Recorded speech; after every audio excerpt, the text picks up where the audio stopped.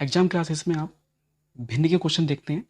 तो भिन्न का जो पहला क्वेश्चन है वो आपको मैं पढ़ के बताता हूँ। तो 5/13, 3/13, 7/13, 9/13 में सबसे छोटी चार संख्या आपको दे रखी है। इसमें सबसे छोटी और बड़ी भिन्न आपको ज्ञात करनी है। ठीक, चार आपको भिन्न दे रखी है, इसमें बड़ी और छोटी भिन्न कौन सी है ये आपको पता करना है। तो पहले हम क्या करेंगे, इन सभी भिन्नों को हम लिख लेंगे यहाँ पर। 5/13, 3/13, 7/13, 9/13 और इधर। तो अभी अंश और हर क्या है, जो ऊपर वाली संख्या है वो हमारी क्या है, अंश है। और जो नीचे वाली संख्याएं होती हैं वो हमारी क्या होती है, हर होती है।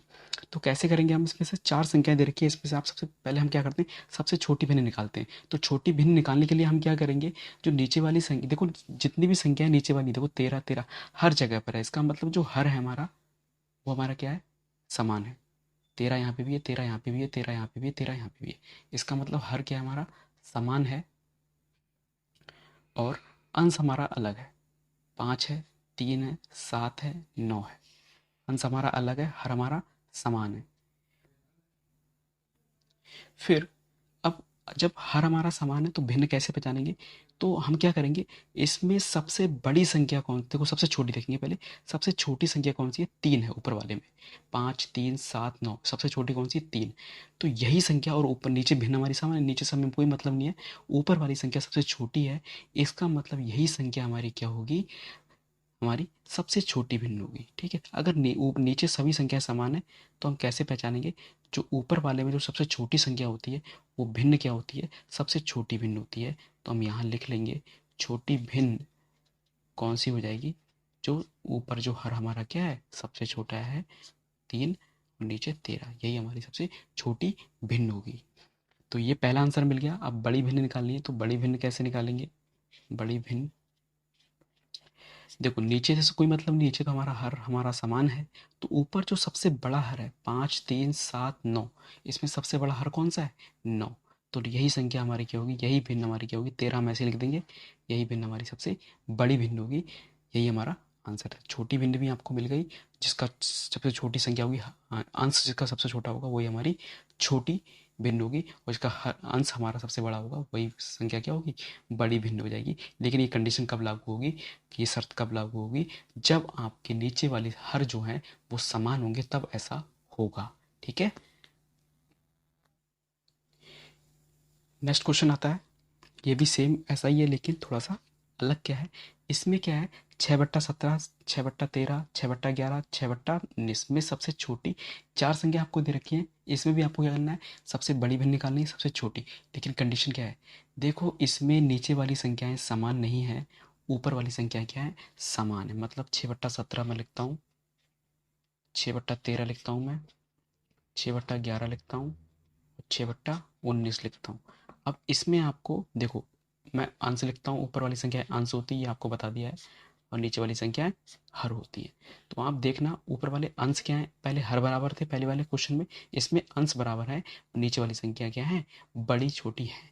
यहाँ पर हर में हर हमारी अलग अलग है यहाँ पर, लेकिन अंश जो है हमारे समान है यहाँ पर। तो कैसे करेंगे यहाँ पर, तो ऐसी कंडीशन में हमें क्या करना है, तो इसमें देखो सबसे पहले तो हम देखेंगे सबसे छोटा हर क्या है इसमें। जो सबसे छोटा हर है, 17, 13, 11, 19, तो 11 हमारा क्या है, सबसे छोटा। तो 6 ऊपर से कोई मतलब नहीं, 6 लिख दो, और नीचे 11। जिसका हर छोटा होगा वो भिन्न क्या होगी, वो भिन्न बताओ, छोटी होगी या बड़ी होगी। देखो, जिसका हर छोटा होता है वो भिन्न क्या होती है, बड़ी भिन्न होती है। ठीक है, जिसका हर छोटा होगा लेकिन ऊपर वाली संख्या समान है, तो कैसे पहचानोगे, जिसका हर छोटा होगा 11, तो वही भिन्न क्या होगी, बड़ी भिन्न होगी। ध्यान रखना। अब इसमें सबसे बड़ा हर किस कौन सा है, तो सबसे बड़ा हर देखो, 17, 13, 11, 13, 19 में सबसे बड़ा हर जो है वो 19 वाला है। तो 6/19 मैंने यहाँ लिख दिया। ये भिन्न क्या होगी, जिसका हर बड़ा होता है वो छोटी भिन्न होती है। ध्यान रखना। लेकिन कब, जब ऊपर वाली संख्याएं क्या होंगी, समान, तब ये शर्त लागू होगी इसमें। तो आपको समझ में आ गया होगा, जिसका जिसका हर जो होगा छोटा होगा वो बड़ी भिन्न होगी, जिसका हर बड़ा होगा वो क्या होगी, सबसे छोटी भिन्न होगी। ये भिन्न सबसे छोटी है, यही हमारा आंसर है। अब नेक्स्ट क्वेश्चन आता है, 2/3, 4/7, 5/8 को आरोही क्रम में लिखना है। आरोही क्रम में कैसे लिखेंगे, आरोही क्रम का मतलब होता है बढ़ता हुआ क्रम। ठीक है, मतलब छोटे से बड़े की ओर। तो सबसे छोटी भिन्न आपको पता करनी पड़ेगी, छोटी सबसे छोटी भिन्न कौन सी होगी। तो मैं इन संख्या को दोबारा लिखता हूँ। पहले मैं लिखता हूँ 2/3, 4/7, फिर 5/8। अब इसमें ये पता कैसे लगेगा, पता लग ही नहीं पाएगा ऐसे।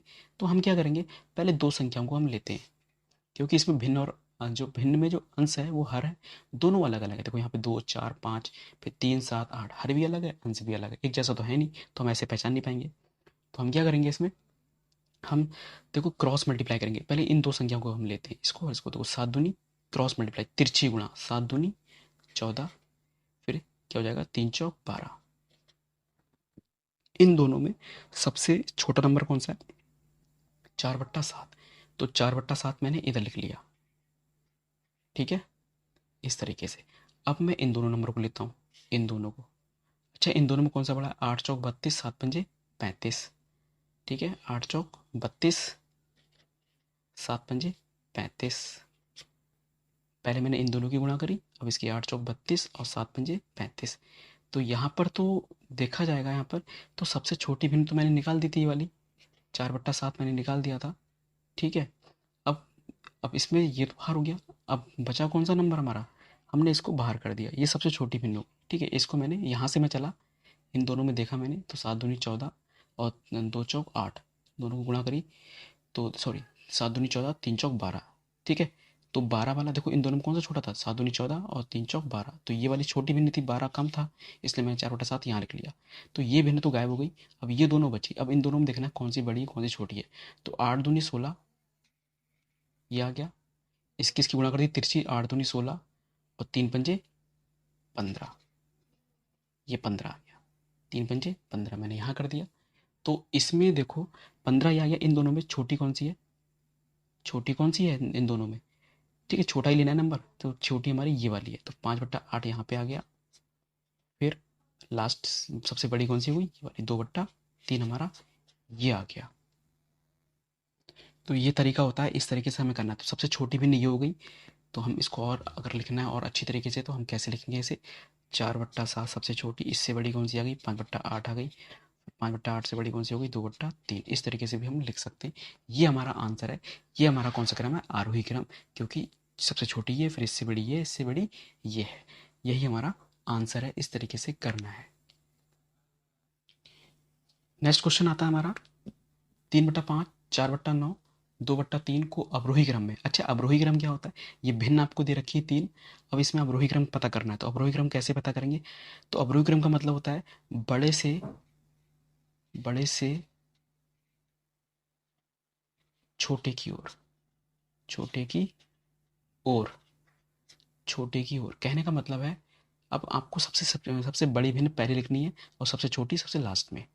तो हम स्टार्ट करेंगे, पहले हम इन दोनों को ले लेते हैं, किसको, इन दोनों को।